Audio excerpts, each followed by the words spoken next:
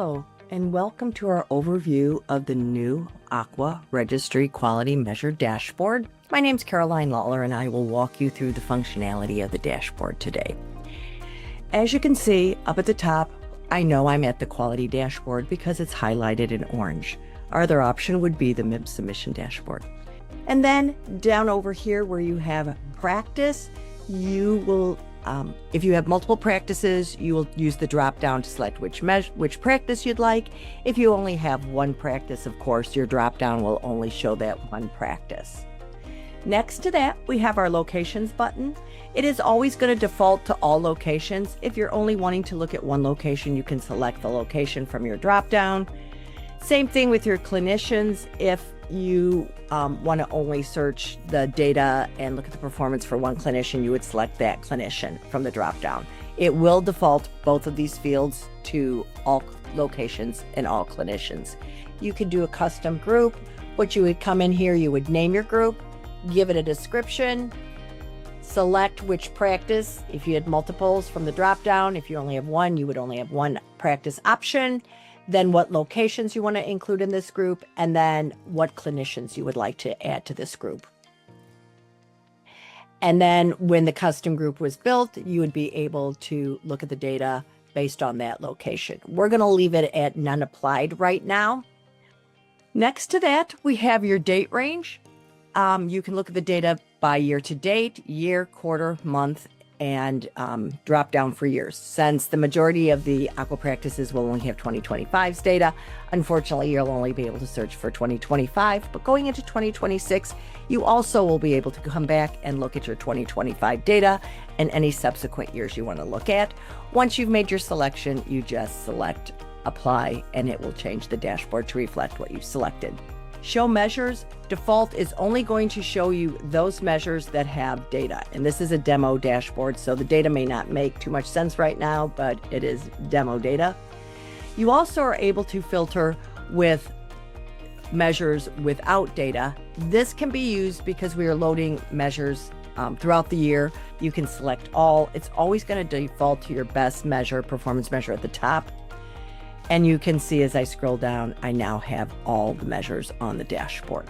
On our next tab, this is MVPs. If you are reporting through the MVP submission type, this will list all the MVP measures available, MVP you're interested in, and then it would filter to just those measures in that MVP. If you wanted to search a specific illness or disease process, you can certainly just start typing it in here and it'll pull up every measure that has that keyword in. We have filters where you can filter based off of outcomes or processes, types of measures, also QCDR, CQMs, QPP, ECQMs. So you can use that filter there. Your filters, you would be able to filter by measure type. We'll talk about those in a minute. If it's an outcome, high priority is special disease processes, and those measures that are outcomes, you can just select which filter you want, click apply, and it'll filter the dashboard for you. Everyone has this download option. This will download your performance based on what you're looking at today.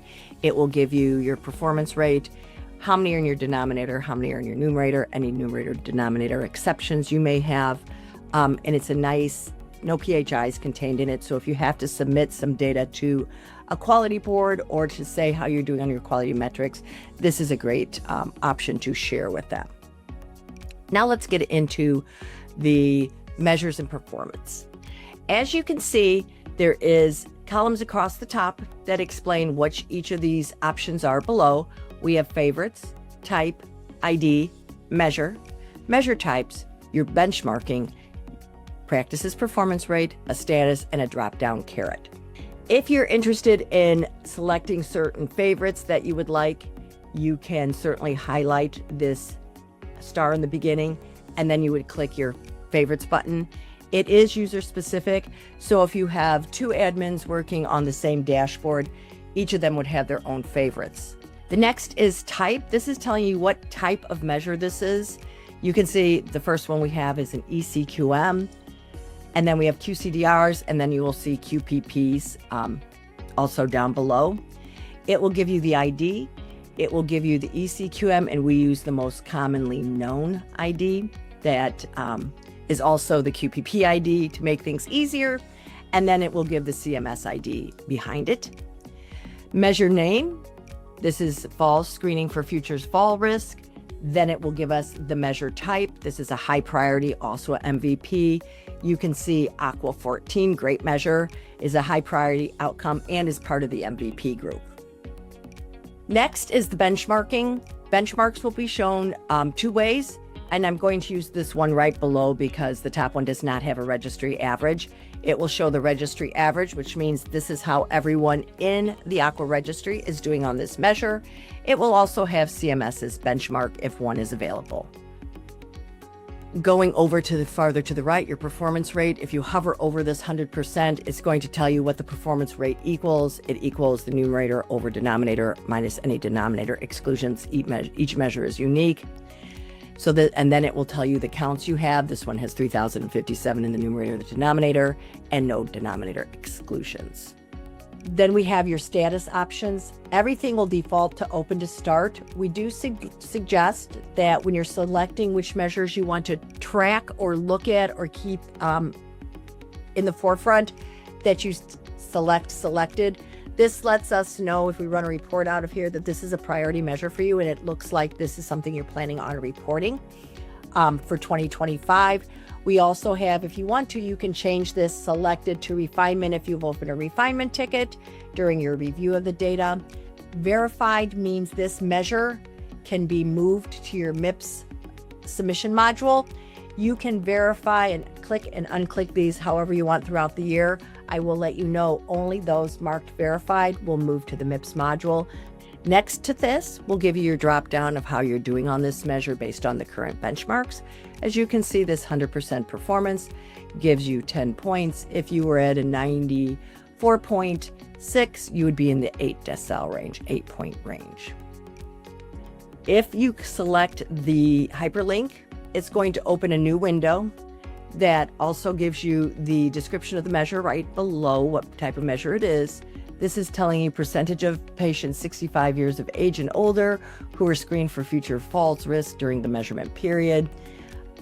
If you want to see the measure specifications, because you can't quite remember what the denominator criteria is, you can always click on this, and I know it's very tiny. A little bit different, we have this download CSV. This is a little different than what you've had previously. When you click this download CSV, it doesn't specifically just bring up those patients in the numerator. It will bring up everybody in the eligible population, denominator exclusion, numerator and numerator not met. So you don't have to download separate sheets to see how that patient, or if you're trying to do some validation on your patient list, it's just one download. Thank you for listening today, and I hope you have a great day.